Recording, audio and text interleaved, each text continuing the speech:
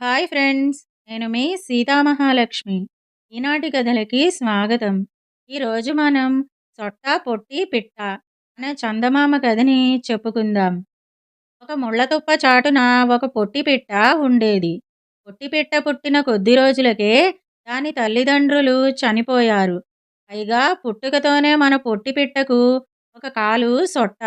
రెక్కలు బాగా ఎదగక ముందే తల్లిదండ్రులు చనిపోవటం వల్లను, పైగా సొట్టకాలు కావటం చేతను మన పొట్టి పిట్ట పాపం అలాగే కుంటుకుంటూ తిరిగి తిరిగి అక్కడ ఇక్కడ ఓ గింజో గితకో తెచ్చుకు తింటూ ఉండేది. ఇలాగే కొంతకాలం కష్టపడుతూ వచ్చింది. క్రమేణా రెక్కలు ముదిరి పొట్టిపిట్ట ఎక్కడికి పడితే అక్కడికి ఎగిరి వెళ్ళగలుగుతూ ఉంది. ఒక రోజున అలా ఎగురుతూ ఎగురుతూ మన పొట్టిపిట్ట ఒక చెరువు దగ్గరికి వచ్చి చెరువులో ఎగురుతున్న చేపల్ని చూస్తూ నుంచుంది. మన పొట్టిపిట్టకి ఒక కాలు మాత్రం సొట్ట అన్న మాటే గాని దానంత అందమైన పిట్ట ఆ చుట్టుపక్కల మరోటి లేదు. బంగారంలా మెరిసిపోతుండేది దాని శరీర ఛాయ. అలాంటి పిట్టని చెరువు అంతకు ముందెప్పుడూ చూసి ఉండలేదు. అందుకని పొట్టిపిట్టని చూసి, ఎవరు నువ్వు, ఎందుకిలా వచ్చావు అని అడిగింది చెరువు. నేను ఆ కనబడే ముళ్ళతుప్పల వెనక ఉంటాను. ఊరికే ఇలా వచ్చాను అంది పిట్ట. నీకు తల్లిదండ్రులు లేరు అని అడిగింది చెరువు. సరిగ్గా ఇంకా బుద్ధి తెలియక మునిపే తల్లిదండ్రులు చనిపోవడం చేత తల్లిదండ్రులంటే ఏమిటో పొట్టిపిట్టకు అర్థం కాలేదు. అందుకని తల్లిదండ్రులంటే ఎవరు అని అడిగింది.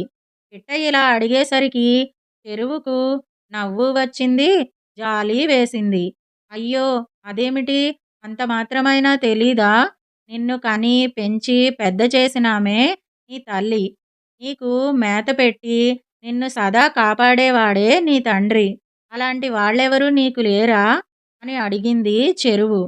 ఇప్పుడు అలాంటి వాళ్ళెవరూ నాకు లేరే, కానీ చిన్నతనంలో వాళ్ళని చూసినట్లు ఏదో కొద్దిగా జ్ఞాపకం ఉంది అన్నది పొట్టిపిట్ట. బహుశా నువ్వు పుట్టిన తర్వాత నీకు బాగా ఊహ తెలియక మునుపే చనిపోయి ఉంటారు.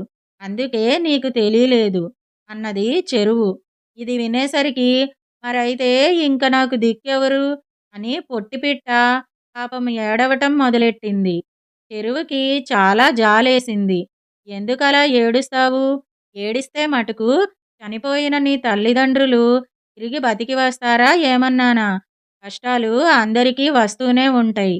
కష్టాలు వచ్చినప్పుడే మనం ధైర్యంగా ఉండాలి. నీ తల్లి తండ్రి లేకపోతే మాత్రమేమి, ఇవాళ నుంచి నేను నీకు తోడుగా ఉంటాను. రోజు నా దగ్గరికి వచ్చి చేపలు తినిపోతూ ఉండు.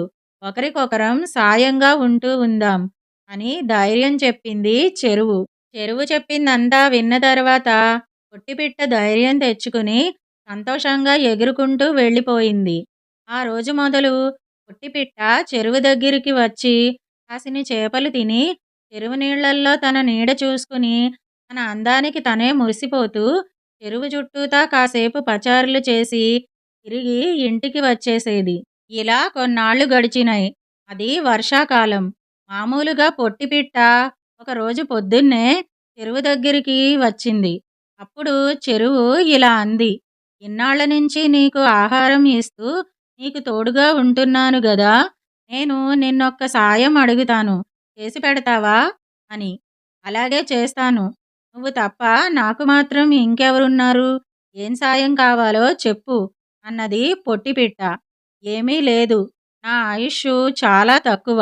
ఈ వర్షాలు పూర్తయ్యాక చలికాలం వస్తుంది. తర్వాత వచ్చేది ఎండాకాలం. ఎండాకాలం పూర్తయ్యేసరికి నా ఆయుష్షు పూర్తవుతుంది. రోజురోజుకి ఎండి చివరికి పూర్తిగా ఎండి చచ్చిపోతాను. అలా ఎండిపోకుండా ఏదైనా ఉపాయం చెప్పగలవా అని అడిగింది చెరువు. పొట్టిపిట్ట కాసేపు ఆలోచించి ఒక్కసారిగా ఎగిరిపోయి మరి కాసేపటికి ముక్కుతో ఏవో కొన్ని గింజలు ఖర్చుకు వచ్చి వాటిని చెరువు చుట్టూతా పడేసింది. తర్వాత వర్షాలు కురిసినాయి.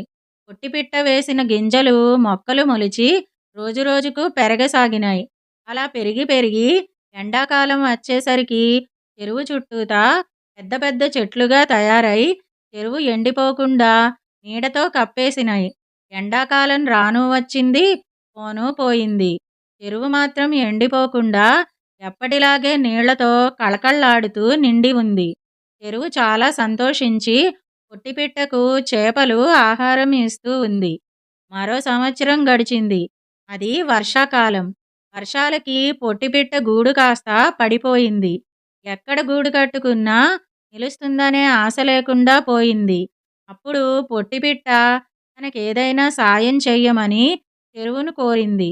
ఎండాకాలంలో ఎండిపోకుండా పొట్టిపిట్ట తనని కాపాడిన సంగతి చెరువు మర్చిపోలా.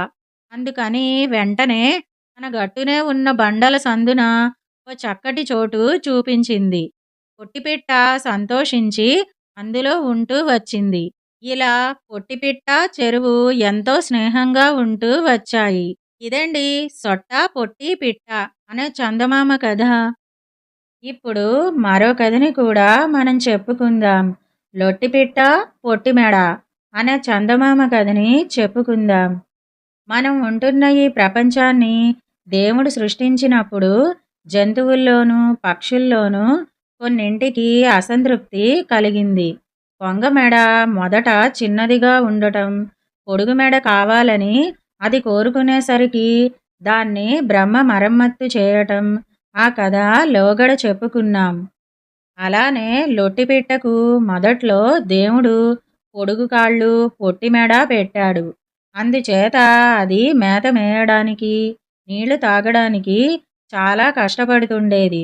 ఆట్టే కాలం ఈ అవస్థ పడలేక లొట్టిపిట్ట ఒక గుహలో పడుకుని కళ్ళు మూసుకుని ఘోరమైన తపస్సు ప్రారంభించింది.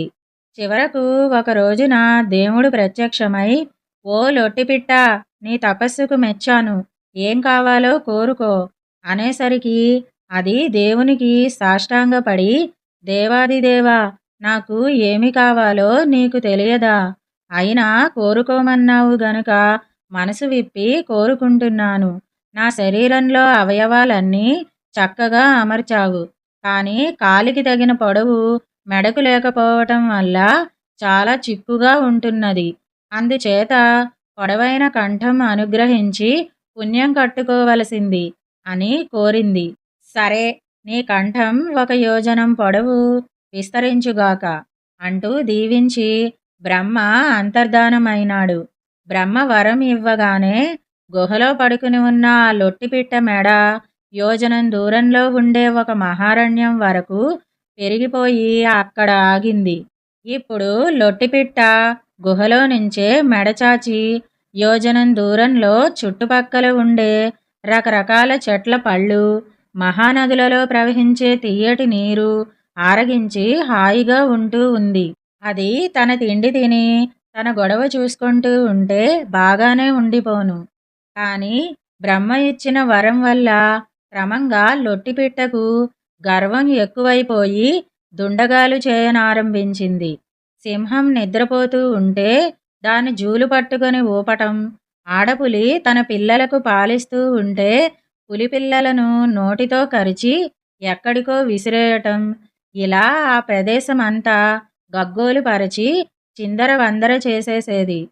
అప్పుడు జంతువులన్నీ బ్రహ్మ వద్దకు పోయి మొరపెట్టుకొనగా, అలాగా, దాని పని నేను సరిచేస్తా, మీరు వెళ్ళండి అని చెప్పి బ్రహ్మ మరునాడు బ్రహ్మాండమైన వర్షం కురిపించాడు. లొట్టిపిట్ట శరీరం గుహలో ఉందిగా, దాని మెడ యోజనం దూరాన అరణ్యంలో ఉన్నదాయే. ఆ ఘోర వర్షంలో మెడ కూడదీసుకోటానికి వ్యవధి లేక దాన్ని ఒక దట్టమైన తుప్పలో దూర్చి కిక్కురు మనకుండా పడుకుంది. ఆ దారిన వస్తున్న నక్క ఒకటి దాన్ని చూచి ఏదో చచ్చిన జంతువు అనుకుని లొట్టిపిట్ట మెడ కసుక్కున కొరికేసింది. అప్పుడు వేలాడిపోతూ ఉన్న మెడతో లొట్టిపిట్ట బ్రహ్మ వద్దకు పోయి, దేవా, బుద్ధొచ్చింది, గర్వం అణిగింది, కరుణించండి అని మొరపెట్టుకునేసరికి బ్రహ్మ జాలి తలచి నక్క కొరికినంత మేరకు దాని కంఠం తీసి మెడను మళ్ళీ జాగ్రత్తగా కుట్టి పంపించాడు.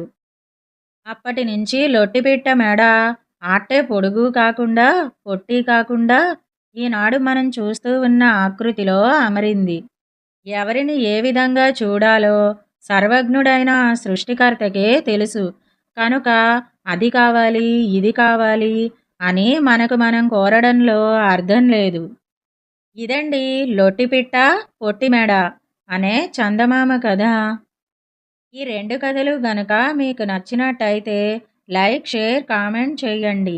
మరిన్ని మంచి కథల కోసం మా ఛానల్‌ను సబ్స్క్రైబ్ చేసుకోండి. మళ్ళీ మరొక మంచి కథతో కలుసుకుందాం. అంతవరకు వింటూనే ఉండండి ఈనాటి కథలు.